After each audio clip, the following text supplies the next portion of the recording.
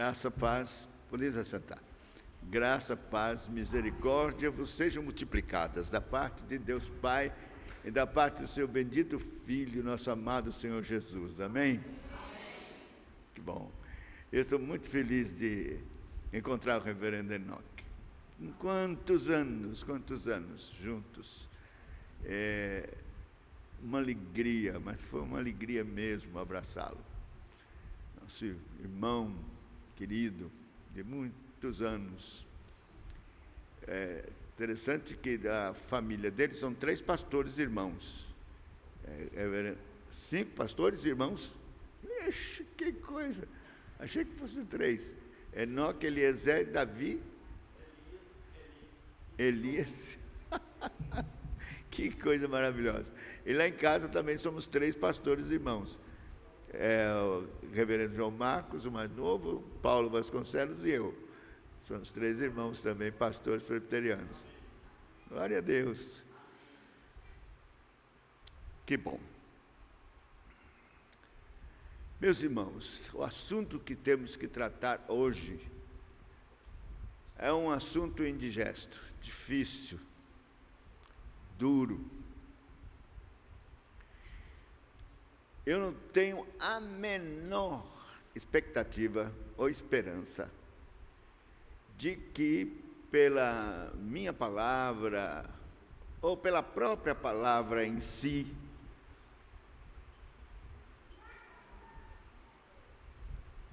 possa convencer você do pecado ou quebrantar você. Aí você diz: mas pastor, não basta a palavra? Não. A palavra de Deus tem que estar unida ao Espírito Santo. O Espírito Santo tem que agir através da palavra, ou então não vai acontecer nada. Nada. Eu vou mostrar isso aqui.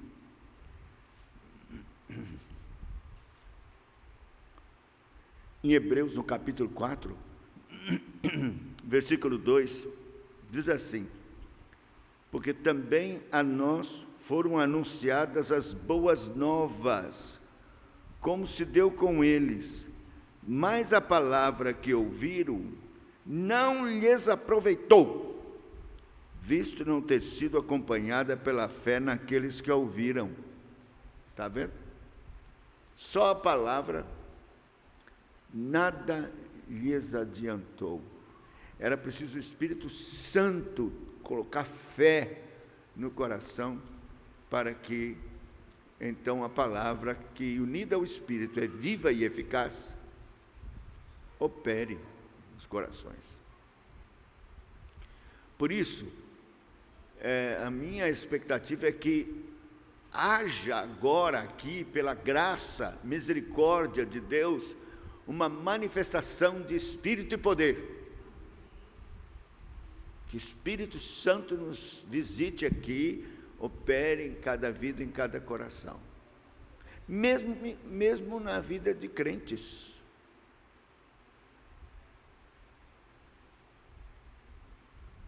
É preciso que o Espírito Santo nos quebrante pela palavra de Deus. E nós vamos orar pedindo isso a Deus, porque eu já, graças a Deus pela oração do reverendo Enoque, mas eu quero pedir por mim também, suplicar que Deus tenha misericórdia e queira me usar, que Ele queira nos abençoar.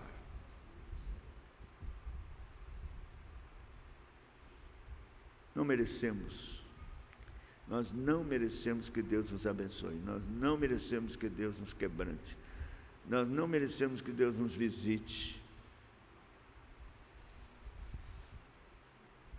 mas nós podemos suplicar e pedir. Senhor, tem misericórdia de nós.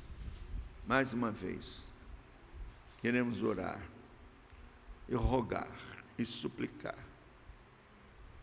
que o Senhor tenha piedade, compaixão de nós. não nos retribua consoante os nossos pecados. Ao contrário, como o Ocidente dista do Oriente, assim afasta de nós as nossas transgressões. Vem, Senhor, nos visitar aqui com Teu poder. Nós sabemos que o Teu Espírito já está aqui. Ele foi enviado no Pentecostes. Mas nós pedimos que haja uma manifestação especial dele nessa noite aqui, me usando, instrumento falho, limitado, fraco, que o Senhor usa as coisas que não são para confundir as que são. Tem misericórdia, Senhor. Visita as nossas vidas, ó Deus. Não porque mereçamos, ou não por nossa causa, mas por amor de Ti mesmo, Senhor. Da Tua graça, louvor da Tua graça e misericórdia. Em nome de Jesus. Amém. Nós estamos tratando do Evangelho da Graça, desde ontem estamos falando que nós temos ouvido um Evangelho light, sintético, açucarado, mutilado, centrado no homem, e não aquele Evangelho que está na Palavra de Deus, conforme é a verdade em Cristo Jesus. Que fala da glória, soberania de Deus, seu grande poder e prerrogativa de salvar, porque a salvação pertence ao Senhor. Jonas 2,9. Que fala de um Deus santo, santo, santo, da sua glória, da sua justiça, que odeia o pecado e todo que pratica o pecado. Não terá por inocente o culpado. Nós vimos isso. E que se ira, está irado, todos os dias ele se ira. Porque o pecado suscita a sua ira. Não tem como Deus não se irar. É necessário que ele se ire. Então, todos os dias, ele se ira. E o pecador precisa saber disso. E sentir temor e tremor diante da santidade de Deus.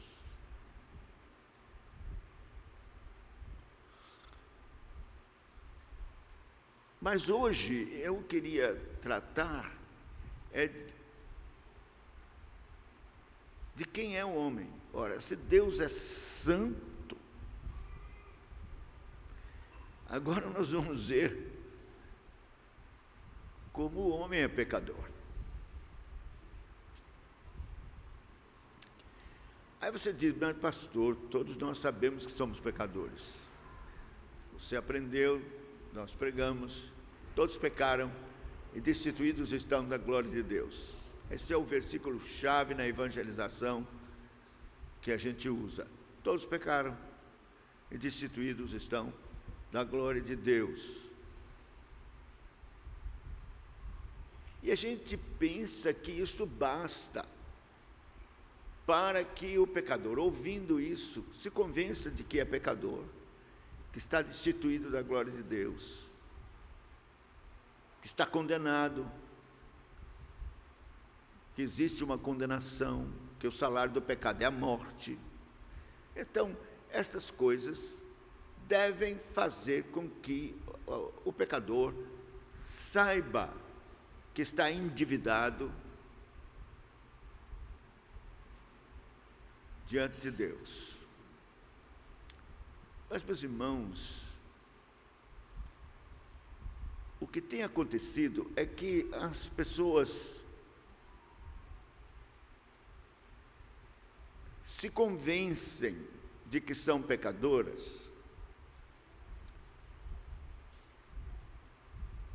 mas por causa da nossa natureza corrupta, nós acabamos sendo complacentes conosco mesmos. E não deixamos que isso vá adiante. É como se fosse uma autodefesa da carne, da nossa natureza corrupta.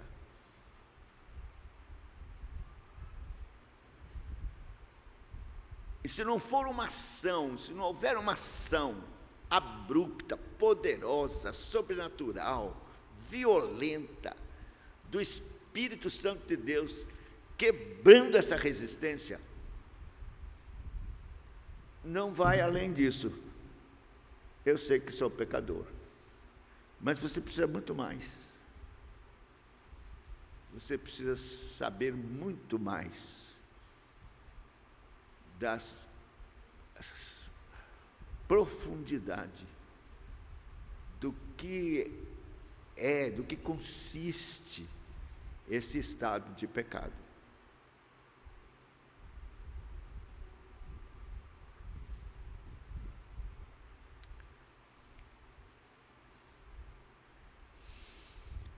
Se eu perguntar, você é pecador? Então você vai dizer, sim, eu sou pecador. Mas se eu perguntar, o quanto você é pecador, talvez você diga assim, pastor, olha, eu sou um grande pecador, mas tem gente pior do que eu. Eu nunca matei, nunca estuprei, eu não adulterei, não me prostituí. O pessoal lá que está na cadeia lá, os assassinos, gente que mata e pica a pessoa, sequestradores, estupradores, pedófilos, esse pessoal é horrível, mas eu não fiz nada disso.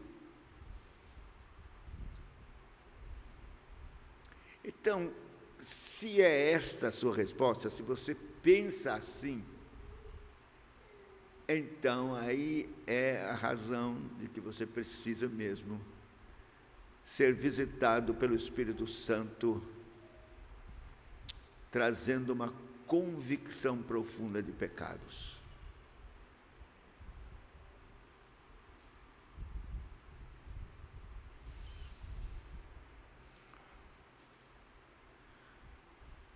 Primeira coisa que nós precisamos saber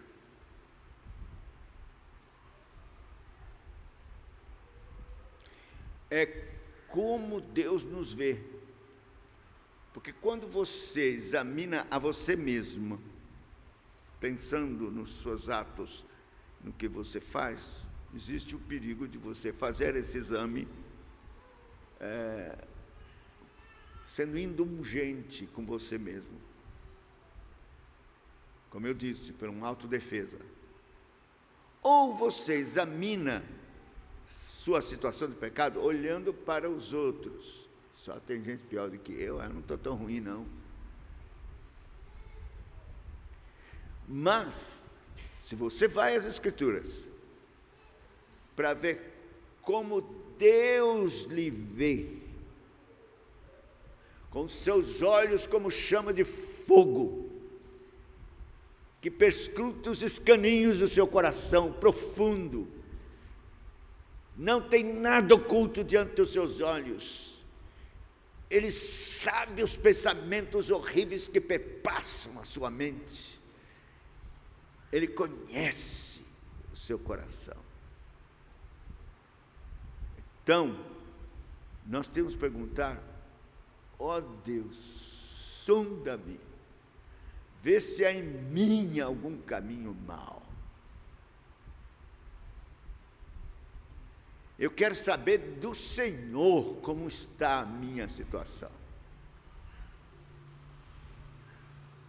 sonda-me, mostra-me. Então, que nesta noite Deus lhe mostre.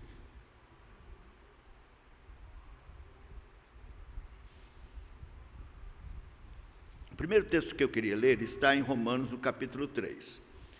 Muitas vezes eu li esses versos, eu mesmo, jovem, nasci na igreja, me criei na igreja, nunca fui um moço devasso, me casei virgem. Aí eu achava que não era tão pecador, não. O pessoal de fora aí é horrível, mas eu nunca ia a baile, nada, nunca fui de festa nenhuma. Eu, na minha vida inteira, nunca fui a um teatro e nunca pisei no prostíbulo, nada disso. Aí, então, eu não sou tão ruim assim.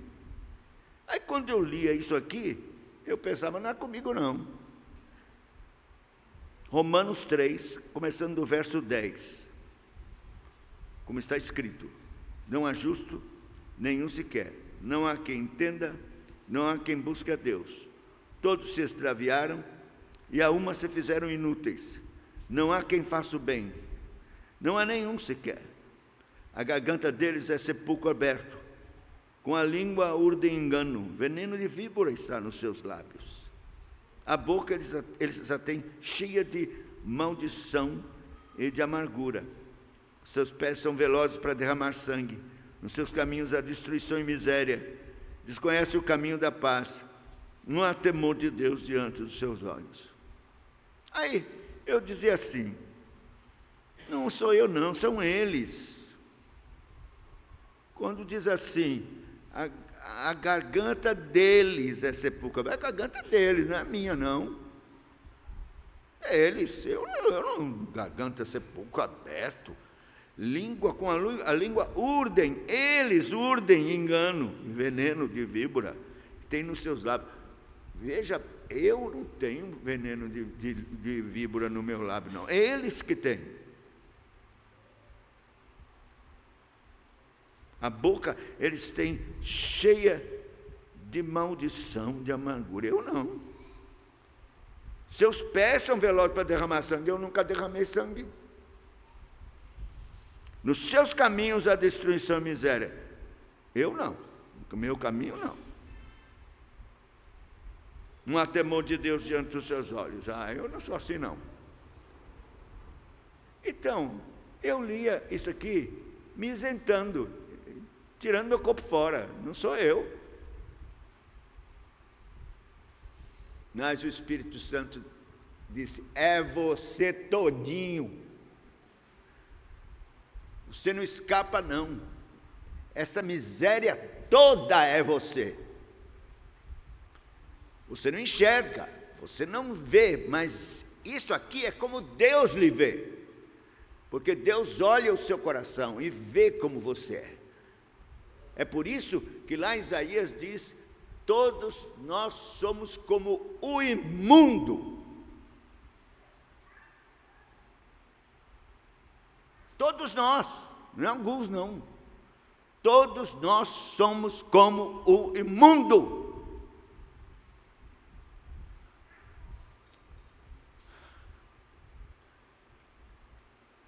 Pode alguém ser como um imundo e ter todas essas misérias e não parecer externamente? Ele pode encobrir essas coisas todas e parecer bonzinho diante das pessoas? Pode sim. E enganar as pessoas, até a si mesmo, mas não pode enganar Deus. Deus vê e você é isso aqui. Quando eu era menininho, minha mãe levou ao médico, de cabelos cacheados, olhos azuis, gordinho assim, bochudo. Aí chegou lá no médico, o médico olhou, examinou e tal, viu as coisas, perguntou à minha mãe várias coisas, e disse assim, esse menino está parecendo uma goiaba, bonito por fora, cheio de bicho por dentro. cheio de verme.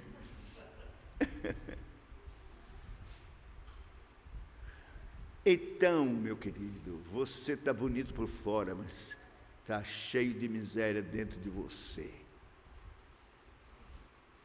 Abra comigo em Marcos, Evangelho de Marcos, no capítulo de número 7. Veja, Jesus, que conhece os corações, Jesus sabe perfeitamente, ele é onisciente, ele conhece o seu coração e o coração de todos os homens. Veja o que ele diz aqui no verso de número 20.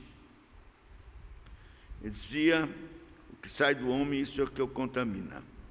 Verso 21, Isaías 7, verso 21.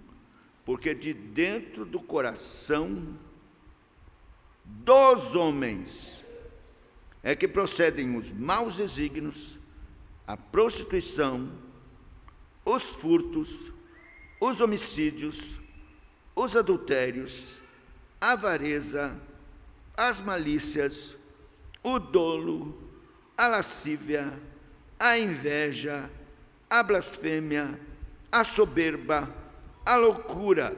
Ora, todos esses males vêm de dentro e contaminam o homem. Presta atenção. Ele não diz assim, de dentro do coração de alguns homens. Não. Vou ler de novo. De dentro do coração dos homens e das mulheres. Isso aqui é um termo geral. De dentro do coração de todos que estão aqui, inclusive o do meu. E de crianças, bebês. O que é que tem? Segundo Jesus, procede do coração dos homens maus desígnios, prostituição, os furtos, os homicídios, os adultérios, a avareza, as malícias, o dolo, a lascívia, a inveja, a blasfêmia, a soberba, a loucura. Ora, todos esses males vêm de dentro e contaminam o homem.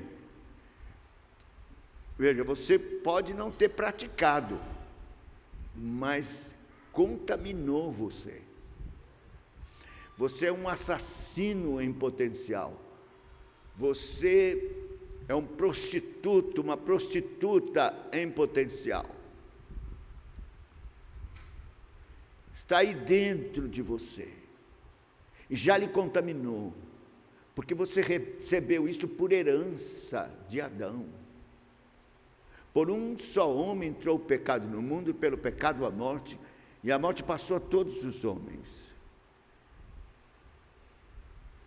É isso que o salmista quer dizer: em pecado me concebeu a minha mãe.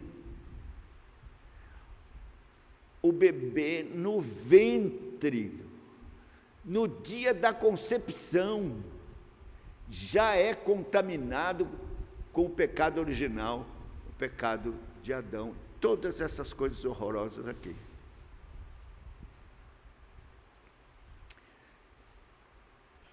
O J.C. Ryle,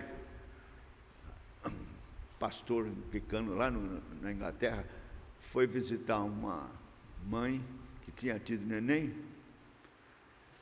e ela o recebeu à porta e disse: pastor, vem ver o meu anjinho. Aí ele foi.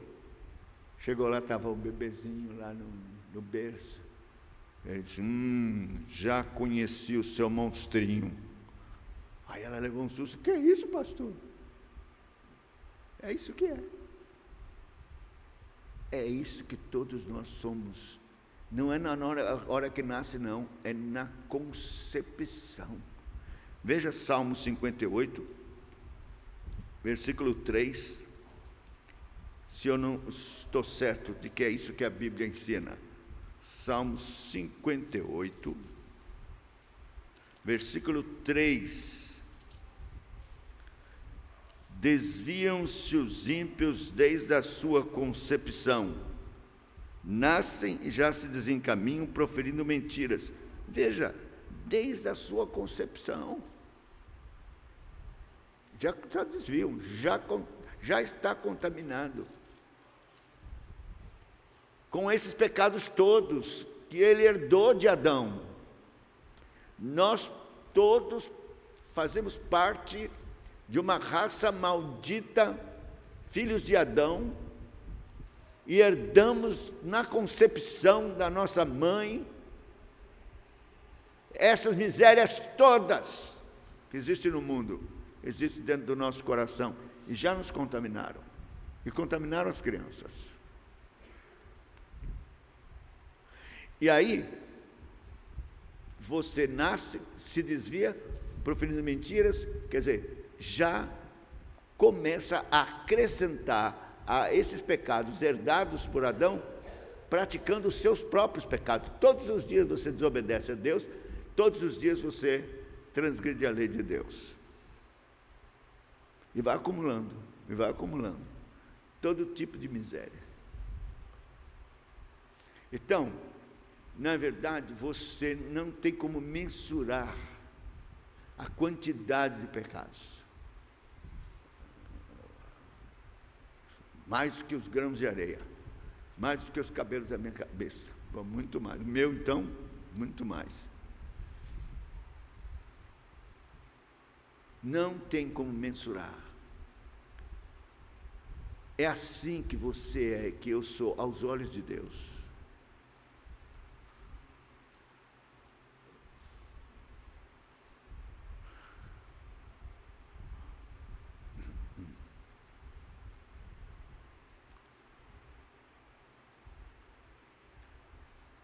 O Senhor nos deu os 10 mandamentos. É a lei moral. Os nossos padrões de fé ensinam que esses 10 mandamentos continuam. Tem gente que pensa assim, eu já não estou mais debaixo da lei, sim da graça. Bom, que lei? Você precisa estudar, entender. Você não está mais debaixo da lei cerimonial, civil de Israel, isso já acabou. Mas você está debaixo da lei moral, que são os 10 mandamentos. E Jesus veio para explicar a abrangência destes mandamentos. Os fariseus ficaram assustados, porque eles pensavam que era aquilo lá. Não adulterarás. Bom, não deitei com mulher estranha nenhuma, eu estou livre desse 7º mandamento, não adulterarás. Aí Jesus diz, é? Quem olhar para uma mulher com intenção impura no seu coração, já adulterou com ela.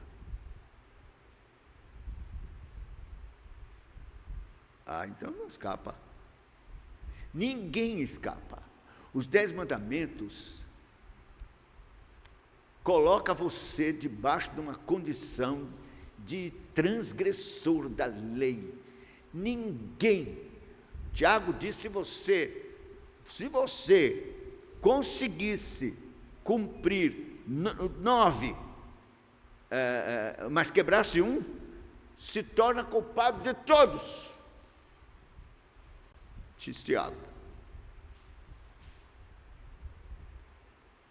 Então, rapidamente, só para você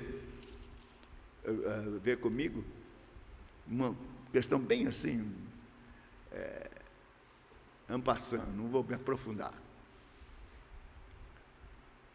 Não terás outros deuses diante de mim. Primeiro mandamento. Aí você diz, bom, eu escapei desse, eu só tenho um Deus, o Deus da Bíblia, o Deus de Israel. É? Você quer ver como você transgride esse mandamento? E você presta serviço e adora, muitas vezes, um outro Deus, não vou entrar em questões externas, não. Vou sim, só resumir o seu eu, você mesmo, é um outro Deus, sentado no trono. Eu vou dar um exemplo meu mesmo. Cada mandamento desse eu vou dar um exemplo meu mesmo. Estou atrasado, indo com o carro para a igreja. Um caminhão velho na minha frente. E eu tento para cá, tento para lá. Nada. Não é possível, começo a ficar nervoso. Que miséria, quem é que botou esse caminhão velho aqui para me atrapalhar? E não vai, não tem jeito, não consigo passar. Estou preso ali, e o tempo passando, e eu me atrasado, e eu começo a ficar nervoso. Não me conformo com esse caminhão na minha frente. Sabe o que eu estou fazendo com isso? Eu estou dizendo o seguinte: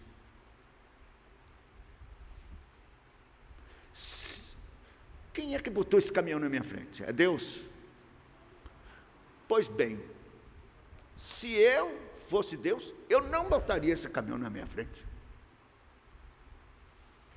Eu não aceito esse caminhão na minha frente.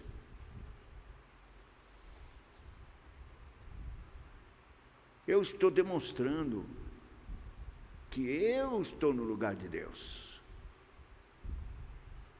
E que eu não aceito essa contingência, essa condição, essa circunstância, que foi colocada pela providência de Deus. É Deus quem coloca os carros na frente, é Deus quem faz essas coisas, minuto certo, na hora certa, é Deus quem faz. Ele nos prova muitas vezes.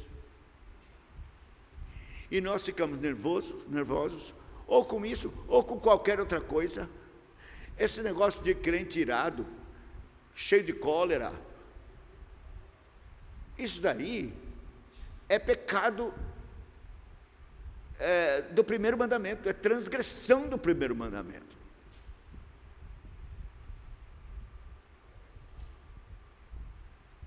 Você lembra de Jonas, que ficou furioso porque a abóboreira secou, a careca dele, o sol queimando, e ele ficou nervoso e tal, já estava enraivecido porque o pessoal se arrependeu lá. E Deus disse: é justo que você fique assim nervoso? É justo, sim, até a morte. Jonas? Isso que é isso? Quem é que fez a abóbora? É você? Então, a cólera, a ira que você tem em casa, contra sua esposa, seus filhos, quando você sai do sério, como as pessoas dizem, né?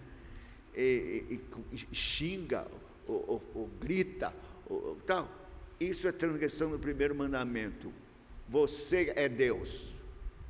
Você não aceita o que Deus fez ou permitiu. Você não aceita outro Deus. É você que é Deus. Não terás outros deuses diante de mim. A cólera, a ira, o destempero é uma manifestação da idolatria de você mesmo, do seu eu. Não farás para ti imagem de escultura.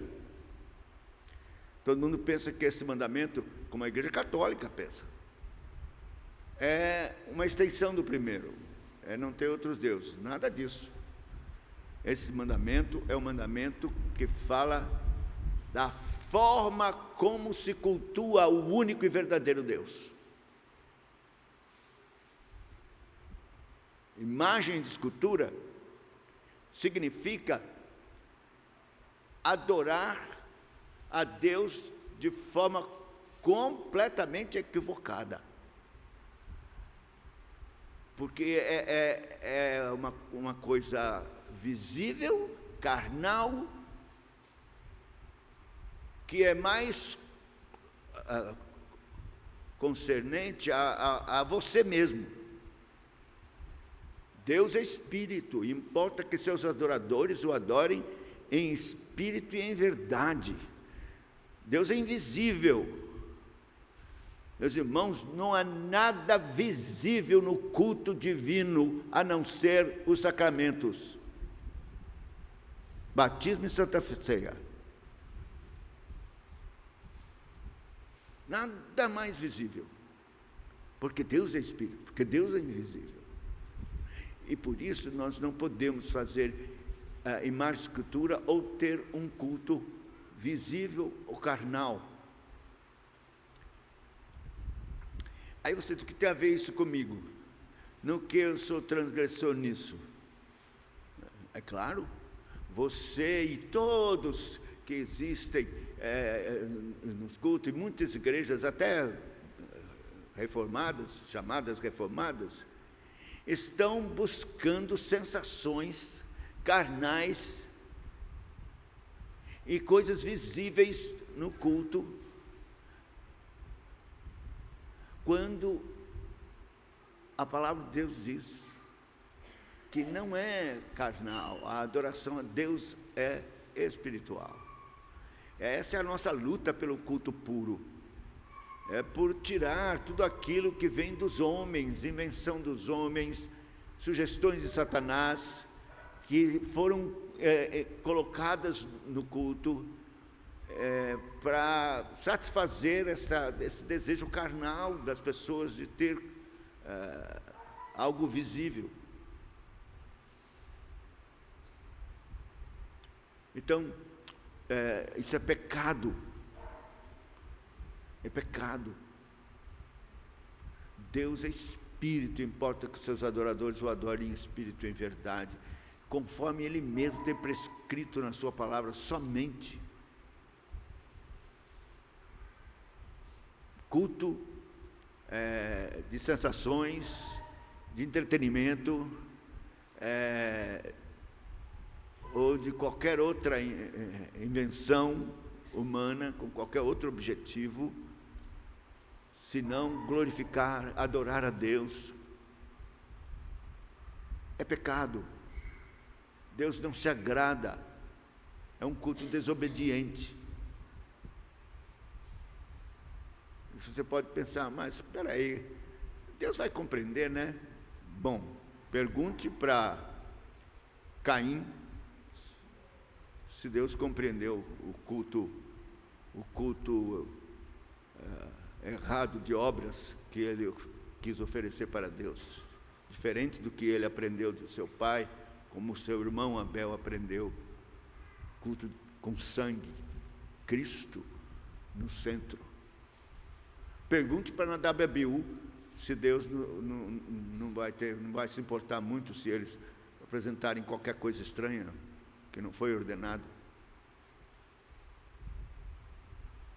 Pergunte para Uzá, com toda a sua boa intenção, segurou a arca para não deixar cair na lama. Eu lembro de Sproul, que escreveu no seu livro: Uzá devia ter deixado a arca cair na lama. A lama era mais limpa do que as mãos dele. E porque ele era coatita, era das tribos de Levi, mas ele não podia nem olhar para a arca tinha que ser coberta, ainda tocar. Então, pergunte para Saul, que quis fazer um cultão de gratidão a Deus, desobedecendo, trazendo o melhor do gado que Deus tinha mandado destruir. Perdeu o reino.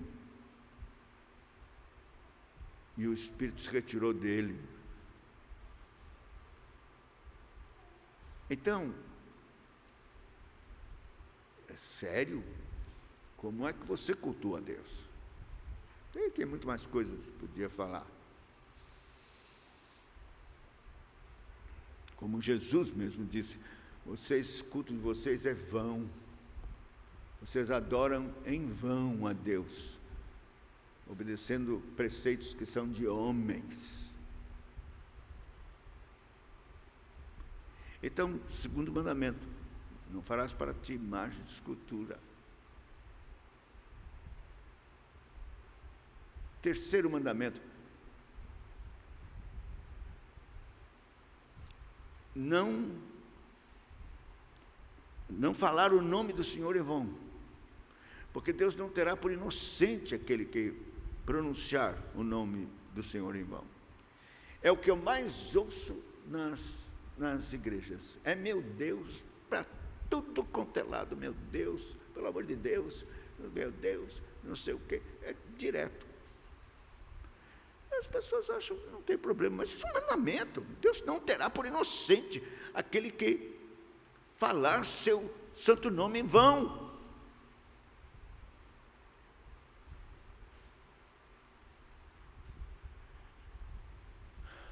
Mas estão falando. Eu queria desafiar você, porque isso é um pecado. Deus não terá por inocente você. Eu não sabia, eu achava que era só uma maneira de falar, não tem, eu não estou assim. Não, Deus diz para não falar o nome dele em vão. Deus está dizendo isso. Não terá por inocente quem proferir seu nome em vão. Então, não fale. Ajude um ou outro. Você vai perceber porque é vício de linguagem. A pessoa já acostumou tanto falar, meu Deus, que fala nem sem perceber. Então o outro, cuidado, você está falando o nome de Deus em vão. Porque é pecado. Isso é pecado. Você está acumulando pecado todos os dias, falando o nome de Deus em vão. Mas não é só falar o nome de Deus em vão. Tudo que é feito em nome de Deus que você despreza. Por exemplo, o culto está acontecendo aqui em nome de Deus e você preferiu assistir novela. Ou foi para algum outro lugar, você está tomando o nome de Deus em vão. Ou vem para o culto e fica conversando, pensando em outra coisa e até dormindo. Você está tomando o nome de Deus em vão.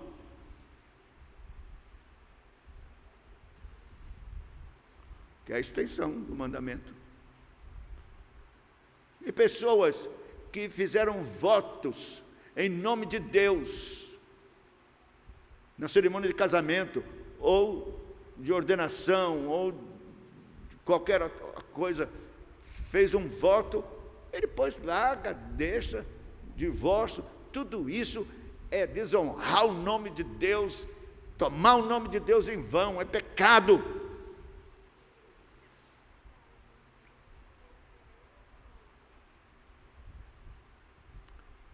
Quarto mandamento, lembra-te do dia do sábado, o Santo Shabá, que é o nosso domingo, é o dia do Senhor. Esse é o grande pecado da igreja moderna. As pessoas não estão mais debaixo da lei, todos os dias são iguais. Nada disso, não, senhor. Quando a Bíblia fala de todos os dias são iguais, está falando dos sábados da lei cerimonial. Ano sabático, dia de sábado, de cerimonial dos judeus. O dia do Senhor é o quarto mandamento, é o Shabá, é o dia da ressurreição de Cristo. Esse dia foi consagrado por Deus quando Ele terminou sua obra. Cristo terminou sua obra, e então esse dia agora é o primeiro dia da semana, é o nosso Shabá. Esse dia não é nosso, é de Deus. Ele consagrou para Ele. 6 dias trabalharás, no 7º descansarás. e é consagrado ao Senhor, a Cristo. Esse não é seu. Você não tem direito, eu vou dizer aqui claramente, não tem direito de assistir televisão, não tem direito de ir para estádio de futebol, não tem direito de qualquer entretenimento, você não tem direito. Esse é um dia consagrado. Leia mais a Bíblia, leia livros reformados, cristãos, que possam lhe edificar. Descanse, durma. Você não pode fazer durante a semana de jeito nenhum. Cochile à tarde, descanse. Faça obras de caridade, visite hospitais, pessoas enfermas, ou cesta básica a levar na casa de alguém que precise. Eu entendo que há serviços essenciais, médicos, enfermeiras, gente que trabalha em farmácia, motorista de ônibus, mas esses vão obedecer escalas, não vão ser todos os domingos. Dia do Senhor. Você não pode fazer o que você quiser no dia do Senhor, não pode, você está pecando contra Deus.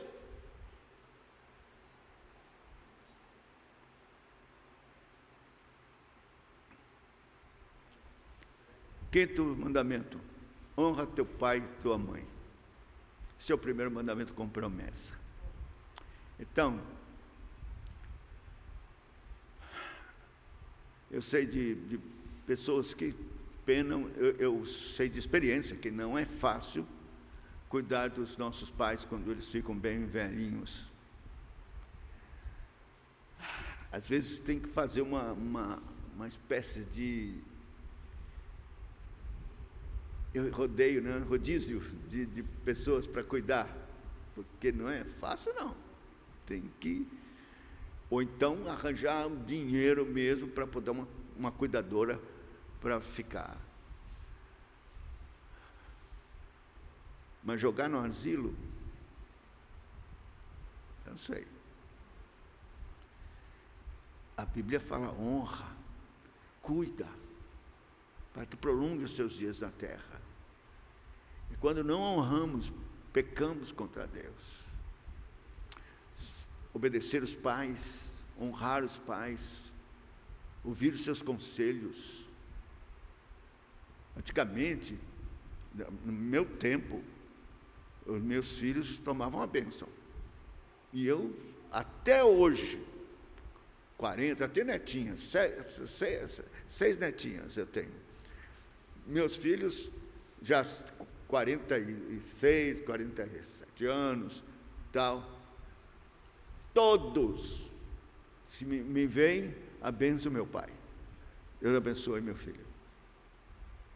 E eu não falo só por assim. Quando eram crianças, que eles pediam uma bênção, eu disse: Deus te abençoe e faça um crente fiel de Jesus. Eles cresceram nisso. Na verdade, as minhas netinhas, quando eu digo, elas pedem para mim, a bênção, eu disse: Deus lhe abençoe, e aí elas mesmas dizem: faça um crente fiel de Jesus, amém. Mas acabou. As crianças chamam os pais de você, você mãe, você pai, você não sei o quê. Isso está tudo mudado. Honrar pai, mãe, isso é importante, é o que a Bíblia ensina. Cuidar dos pais velhinhos, até que descansem no Senhor. Amá-los, cuidar deles. Deus manda, é quinto mandamento. Mas não é só isso. O pior é que o quinto mandamento de extensão fala que devemos honrar as autoridades que estão diante de nós. Patrões, professores, os nossos chefes, e às vezes não gostamos deles. Pior, presidente da República, deputados, juiz do STF. Ai. Às vezes eu dá vontade de fazer uma oração imprecatória. Mata, Senhor, acaba com eles. Eu estou dizendo com a minha vontade. Porque são maus, né? Nós sabemos as intenções são corruptos. Mas, meus irmãos, quando Paulo escreveu a carta aos Romanos e disse assim: honrai o rei, quem era o rei? Nero, que cortou a cabeça dele. Mas ele disse pelo Espírito Santo: honrai o rei. Então temos que orar pelo presidente Lula. Peça a Deus que o converta. Peça a Deus que converta Alexandre de Moraes. Bota ele no chão, chorando, reconhecendo seus pecados. Clame a Deus. Ore para que Deus faça uma visitação poderosa no Congresso e tudo. É impossível? Não pode ser. Deus, não há impossíveis para Deus. A gente tem que, então, ter cuidado. E cuidado com as piadas. Porque, às vezes, a gente faz as piadas com as autoridades. O brasileiro é muito bom nisso. É criativo, não é? Eu dou boas risadas nas piadas. Mas depois fico pensando, não está certo. Que a Bíblia manda honrar as autoridades. Não devia, eu devia orar, de que Deus tivesse misericórdia. Ou salva, ou arranca ele de lá. Devia orar. Sexto mandamento. Então não fazemos isso, se fazemos errado, estamos pecando diante de Deus. Está acumulando, viu? Deus está acumulando tudo aí. Todas essas misérias aí. Vai vendo. Sexto mandamento, não matarás. Aí você pensa, nunca enfiei a faca na barriga de ninguém, nunca matei ninguém. Ah, é? A Bíblia diz, se você não ama seu irmão, você é assassino. Eu não ouvi, é? Está escrito na Bíblia isso aí. Não. Se você não ama seu irmão, você é assassino.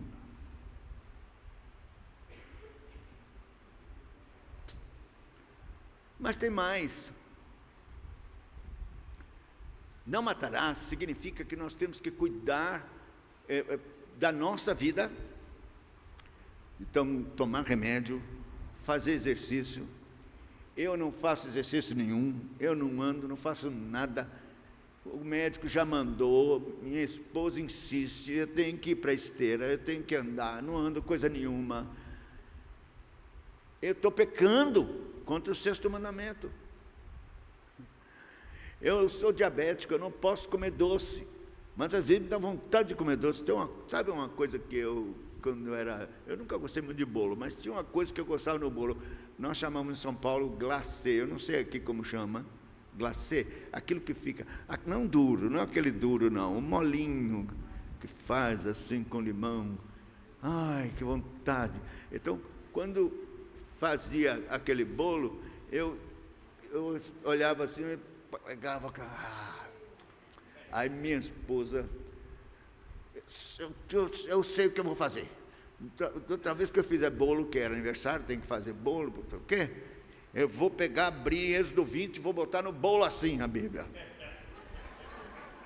Para você lembrar, não matarás. Ela brigando comigo, viu? E eu disse, é verdade. Cuidar dos outros. Tem gente que pega o carro, não respeita nada, lei nenhum, está botando em perigo a sua vida e a vida dos outros. Sexto mandamento, não matarás.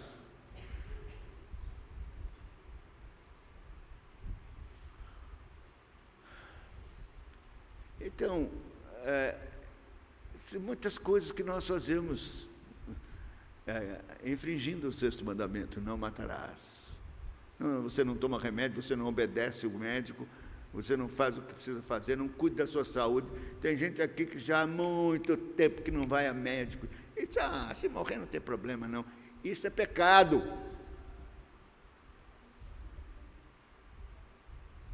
É o sexto mandamento, não matarás. Sétimo mandamento, não adulterarás. Esse eu acho que é o mais fácil das pessoas perceberem. Porque nós pecamos contra esse mandamento por pensamentos. Os olhos, como Jesus diz, colocar os seus olhos numa mulher, já adulterou no seu coração. E agora com o computador, é um clique e você assiste um bocado de porcaria. E você pensa, só estou vendo, não tem problema nenhum. Você está pecando, você está adulterando o 7º mandamento com os olhos, assistindo essa miséria toda. Não comuniqueis com as obras infrutuosas das trevas, antes condenai-as, não seja cúmplice. Não brinque, não.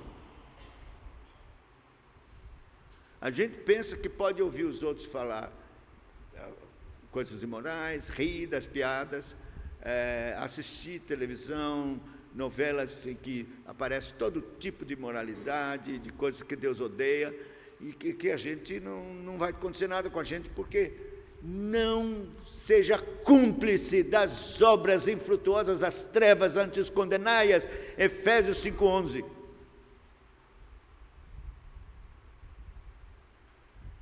Olha, televisão é bom, eu gosto de televisão. Mas Deus é tão gracioso comigo e com você, que Ele fez alguém inventar o negocinho chamado controle remoto, que tem que estar na sua mão.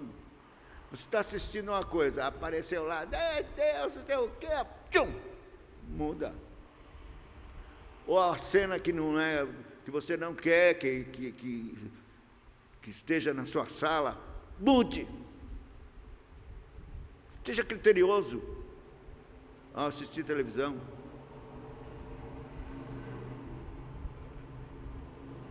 O Jó diz, fiz um concerto com os meus olhos, não colocarei numa virgem. Fiz uma aliança com meus olhos. Faça uma aliança com seus olhos, porque você peca na televisão, no computador, no celular. Você está sendo, o diabo está lhe conduzindo e levando você a pecar contra Deus, contra o 7º mandamento. Se não está já escravo de coisas pornográficas, que num clique você alcança e vê.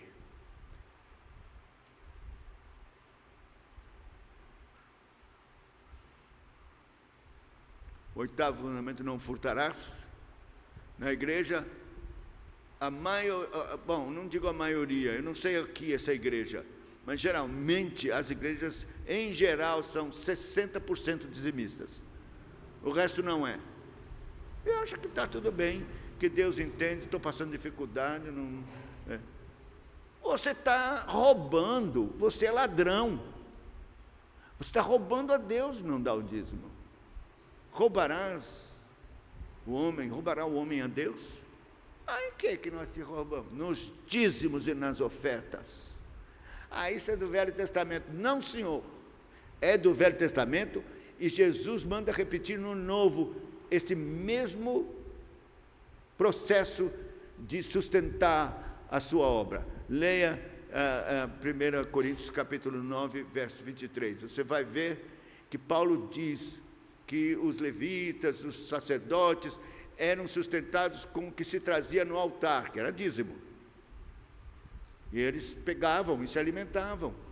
Aí o apóstolo Paulo, assim diz o Senhor, igualmente, da mesma forma, quem prega o Evangelho, viva do Evangelho.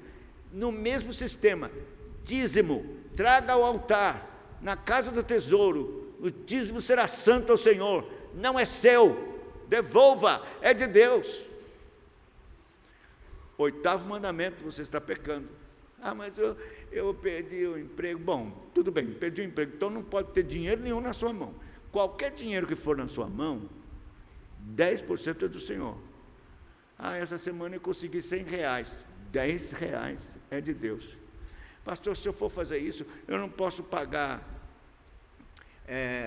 eu não posso comprar gás, eu não posso pagar isso, não posso pagar. Fazei prova de mim, diz o Senhor. Pois faça. Faça para ver.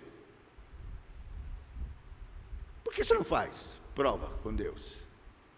Ou Deus não existe, ou é o quê? Ou o que ele fala não vale nada. Então tem gente crente roubando o 8º mandamento. Além de gente que burla o fisco, que dá jeitinho brasileiro para não dar. O governo está me roubando, é um absurdo. É um absurdo mesmo.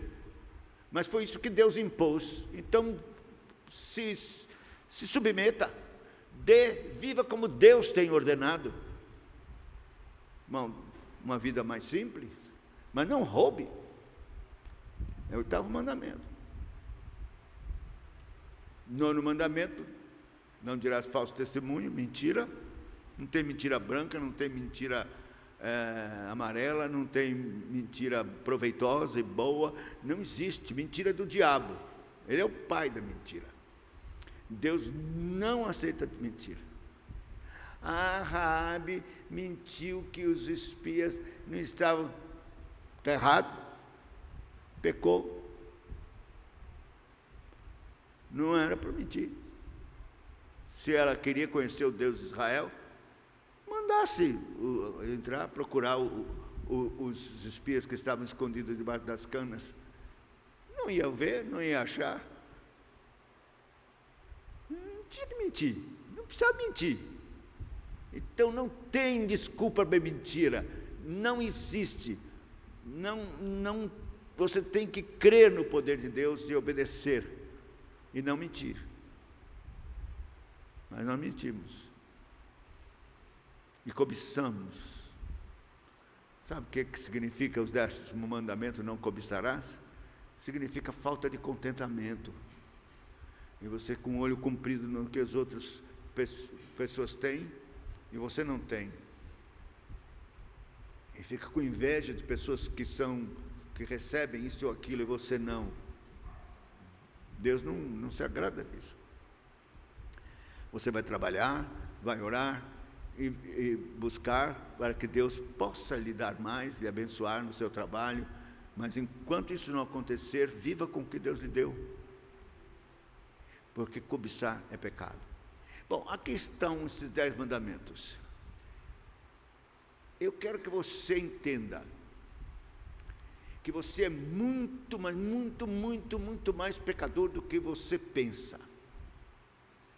Você não faz ideia da miséria que está dentro do seu coração, que subjaz lá dentro. Você não faz ideia da podridão e do mau cheiro que sobe aos céus, do seu coração, enganoso e desesperadamente corrupto. E só quando Deus abre os olhos e mostra a você o que você realmente é que você vai dizer assim: fiel é a palavra, digna de toda aceitação, que Jesus Cristo veio buscar os pecadores, dos quais eu sou o principal. Você não vai ficar dizendo, o da cadeia lá é mais que eu, o fulano é mais que eu. Não, eu sou o principal. O Espírito Santo, quando operar convicção de pecados, vai fazer você cair com boca no pó, chorando, dizendo: tem misericórdia de mim, miserável pecador. Tem compaixão. Que o Espírito Santo possa visitar você com esta convicção, porque sem isso não dá. Essa concepção light de eu sou pecador, sei que eu sou pecador. Não, isso aí não é parte do Evangelho da Graça. O que é parte do Evangelho da Graça é uma convicção profunda de pecados. Quando você se sente o pior de todos, e você diz: eu ofendi a Deus, eu mereço mais que um inferno, mais que 10 infernos é pouco, eu sou o pior. Deus tem compaixão e misericórdia de mim. Aí você vai começar a experimentar o que é verdadeiro arrependimento. Deus nos abençoe.